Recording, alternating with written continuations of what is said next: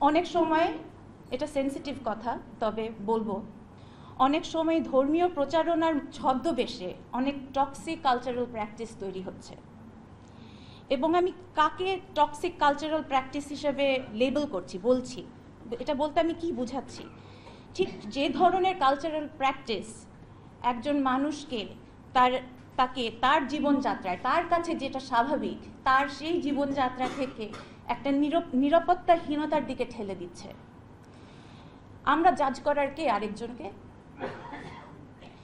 বেশিরভাগই দেখা যাচ্ছে যে পুরুষতান্ত্রিকতার একটা অ্যাঙ্গেল থেকে এই ঘটনাগুলো ঘটছে।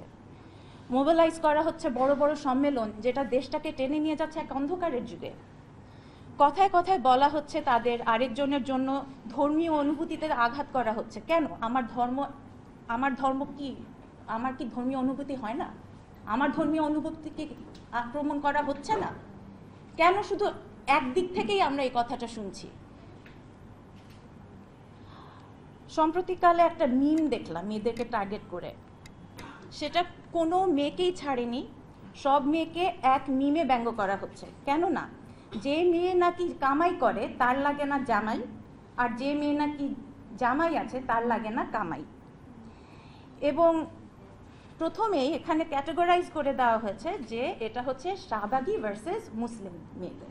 প্রথমত শাহবাগীরা তার মানে মুসলিম হতে পারে না, আর দ্বিতীয়ত এটা তো শাহবাগী লিখেনি, তারা ম দিয়ে জিনিসটা বানান করেছে। সেটা কোন ক্যাটেগরি আমি জানি না।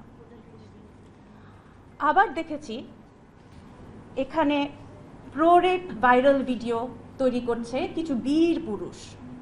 এই বীর পুরুষগুলো ব্যাখ্যা করছে কেন কিছু মেয়েদের রেপ হওয়াটাই মানায়। আবার দেখেছি ব্যক্তিগতভাবে মেয়েদেরকে টার্গেট করে সম্মতি ছাড়া ভিডিও আর ছবি তুলে আপত্তিকর অ্যাঙ্গেলে সেই ছবিগুলো ভাইরাল করে দেওয়া। এগুলো দেখেই সবচেয়ে আগে বলতে হয় এদের কোনো সুশিক্ষা নেই, এবং এখানেই হেরে গেছে দেশ। গত 15-20 বছরে আমাদের যে কাঠামো ছিল, আমাদের শিক্ষা ব্যবস্থা, সেটা হয়তো পুরোই ধসে গেছে। আমার অনুরোধ রাষ্ট্রকে এগিয়ে আসতে বলবো, তৃণমূলে গিয়ে সুশিক্ষার ব্যবস্থা করা। টেকনোলজি তো থাকবেই, কিন্তু সুশিক্ষার ব্যবস্থা থাকবে না এটা কোনো সময় হতে পারে না। যা ছিল তা গত 20 বছরের ধসে যাওয়ায় এখন ডিজিটাল বাংলাদেশে আমরা কিভাবে চলবো, এই শিক্ষাটা যদি আমরা শুধু মেয়েদের না ছেলেদের কাছে পৌঁছে না দেই, তাহলে সামনে আরো অনেক বড় বিপদ। তার উপরে একটা জনগোষ্ঠী আছে যারা ধর্মের নামে প্রচার করছে এ ধরনের টক্সিক আর আনহেলদি মানসিকতা। সম্মেলনগুলোয় কথা হচ্ছে নারীদের বিরুদ্ধে।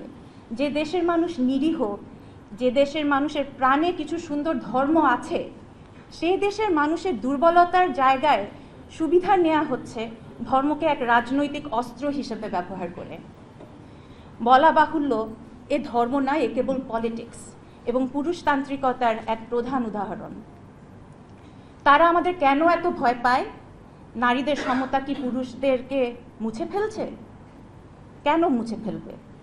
তবে পুরুষদের রাজনীতি এত নোংরা হয়ে যাচ্ছে কেন? আবারও বলবো, শিক্ষা, ভালো মন্দ বিবেচনা করার শিক্ষা, ক্রিটিক্যাল থিঙ্কিংয়ের মাধ্যমে প্রতিটা অ্যাঙ্গেলের পক্ষে বিপক্ষে ডিবেট করতে পারার শিক্ষা, পরস্পরকে সম্মান করতে না পারা এটাও সুশিক্ষা না থাকার পরিচয়। টেকনোলজির প্রপার ইউজ, এথিক্যাল ইউজ, তার শিক্ষা। শিক্ষিত সমাজকে বলবো জেগে উঠতে।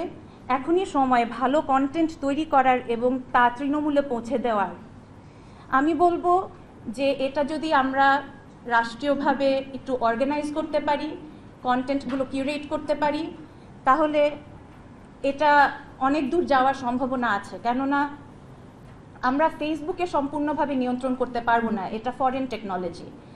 এই টিকটক চাইনিজ, ফেসবুক আমেরিকান, আমাদের অ্যালগোরিদমগুলো অলরেডি নষ্ট হয়ে গেছে যেভাবে আমরা ব্যবহার করেছি এতদিনে।